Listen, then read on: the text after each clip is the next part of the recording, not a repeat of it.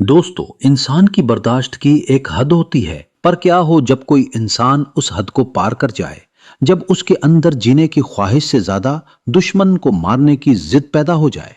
आज हम बात करने वाले हैं 2022 की ब्लॉकबस्टर और रॉ एक्शन मूवी सीसू की। सीसू कोई मामूली लफ्ज नहीं है।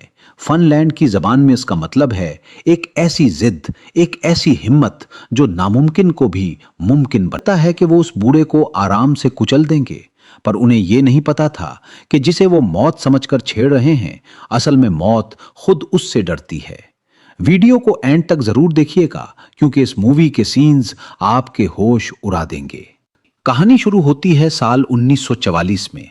वो घंटों तक वहां लटका रहता है, फिर खुद को नीचे गिराता है और अपने जख्मों पर बारूद डालकर आग लगाता है ताकि खून रुक, और हथियार दे देता है।